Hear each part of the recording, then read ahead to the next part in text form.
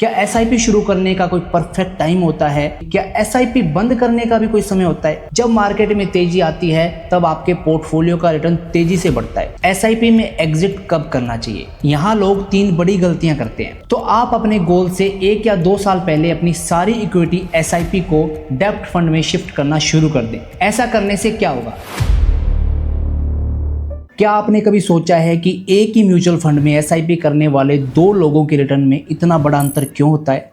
अक्सर लोग कहते हैं कि एसआईपी में मार्केट की टाइमिंग की जरूरत नहीं होती, पर क्या ये वास्तव में सच है? क्या एसआईपी शुरू करने का कोई परफेक्ट टाइम होता है, या उससे भी ज़रूरी क्या एसआईपी बंद करने का भी कोई समय होता है? आज के वीडियो में हम सिर्फ इन सवालों के जवाब नहीं देंगे, बल्कि मैं आपको एक ऐसा प्रैक्टिकल फॉर्मूला दूंगा जिससे आप अपनी एसआईपी में एंट्री और एग्जिट की उलझन को हमेशा के लिए सुलझा लेंगे। नमस्कार दोस्तों, मेरा नाम है नसीब और आप देख रहे हैं निवेश टॉक। तो चलिए शुरू करते हैं। तो चलो सबसे पहले बात करते हैं एसआईपी में एंट्री की। अक्सर लोग पूछते हैं कि क्या मार्केट के गिरने का इंतजार करना चाहिए या जब मार्केट हाई हो तो एसआईपी शुरू करें। देखिए, एसआईपी का पूरा कॉन्सेप्ट यही है कि आपको मार्केट टाइमिंग की जरूरत ना पड़े। एसआईपी का मतलब यही है, हर महीने एक फिक्स्ड अमाउंट को आप ऑटो पायलट मोड पर इन्वेस्ट करो, चाहे मार्केट कहीं भी हो। इसे एक उदाहरण से समझते हैं। मान लीजिए कि आप हर महीने 10,000 रुपए की एसआईपी करते हैं। जब मार्केट नीचे जाता है तो आपको 10,000 रुपए में ज़्यादा यूनिट्स मिलेंगे, क्योंकि उस टाइम एनएवी कम है, और जब मार्केट ऊपर जाता है तब आपको 10,000 रुपए में कम यूनिट्स मिलेंगे, क्योंकि उस टाइम एनएवी प्राइस हाई होता है। इस प्रोसेस को रुपीज कॉस्ट एवरेजिंग कहते हैं। लॉन्ग टर्म में ये आपकी प्रति यूनिट खरीद की औसत लागत को कम कर देता है। जब मार्केट में तेजी आती है तब आपके पोर्टफोलियो का रिटर्न तेजी से बढ़ता है। इसलिए एसआईपी में एंट्री का सबसे अच्छा समय तब होता है जब आप फाइनेंशियली फ्री हो या फाइनेंशियली तैयार हो। मार्केट के हाई या लो का इंतजार करने की बजाय बस आप शुरू कर दो। लेकिन एक शर्त है, अगर आपने अभी तक एक भी एसआईपी शुरू नहीं की है और मार्केट 20 से 30% गिर चुका है तो एसआईपी शुरू करने का ये आपके लिए एक गोल्डन चांस है। इस समय पर आप कम एनएवी पर ज्यादा यूनिट्स खरीद सकते हैं। अब आते हैं सबसे जरूरी और मुश्किल सवाल पर, एसआईपी में एग्जिट कब करना चाहिए। यहाँ लोग 3 बड़ी गलतियां करते हैं। मार्केट को देखकर एग्जिट करना। जैसे ही मार्केट गिरता है तो लोग घबराकर अपनी एसआईपी बंद कर देते हैं। छोटे मुनाफे पर एग्जिट करना।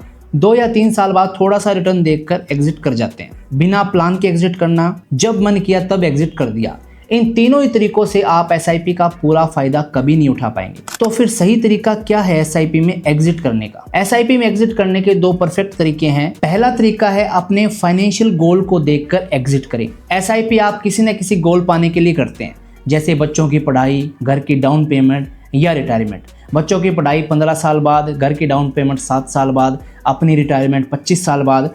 आपको एसआईपी तब बंद करनी चाहिए जब आपका गोल करीब आ रहा हो। मान लीजिए कि आपका गोल 5 साल बाद है, तो आप अपने गोल से 1 या 2 साल पहले अपनी सारी इक्विटी एसआईपी को डेब्ट फंड में शिफ्ट करना शुरू कर दें। ऐसा करने से क्या होगा? जब आपका गोल करीब होगा तो आपका पैसा मार्केट के उतार चढ़ाव से सुरक्षित हो जाएगा और आप अपने पैसे को एक सुरक्षित जगह पार्क कर देंगे, ताकि अगर ऐन वक्त पर मार्केट गिर भी जाए तो आपका पैसा बचा रहे। गोल बेस्ड इन्वेस्टिंग ही एसआईपी एग्जिट का सबसे स्मार्ट तरीका माना जाता है। बात करते हैं दूसरे तरीके की, ओवर वैल्यूएशन में एग्जिट।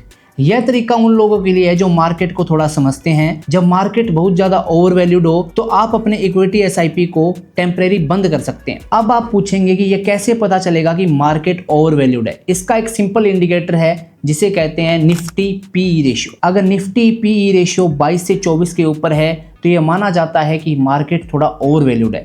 ऐसे समय में आप अपनी एसआईपी को टेम्परेरी रोक सकते हैं, और जब मार्केट गिर जाए यानी कि पी रेशियो 18 से 20 के नीचे आ जाए तो आप उसे फिर से शुरू कर सकते हैं। लेकिन ध्यान रखें, यह तरीका सिर्फ अनुभवी निवेशकों के लिए है। नए निवेशकों को इस उलझन में पड़ने की जरूरत नहीं है। आपके लिए सबसे बेस्ट है कि आप अपनी एसआईपी को बिना रोके चलते रहने दें। अब मैं आपको एक ऐसा प्रैक्टिकल फॉर्मूला बताता हूं जो एसआईपी में एंट्री और एग्जिट की सारी कंफ्यूजन खत्म कर देगा। इस फॉर्मूले के 3 हिस्से हैं। पहला फॉर्मूला है एसआईपी शुरू करने का फॉर्मूला। एसआईपी शुरू करने का कोई परफेक्ट टाइम नहीं है। आज ही अपनी पहली सैलरी या जब भी आप फाइनेंशियली तैयार हो तब आप शुरू कर दें। यह सोचकर इंतजार न करें कि मार्केट कब गिरेगा या कब ऊपर जाएगा। दूसरा फॉर्मूला है एसआईपी जारी रखने का फॉर्मूला। अपनी एसआईपी को कभी बंद ना करें, चाहे मार्केट 20% गिरे या 30% गिरे।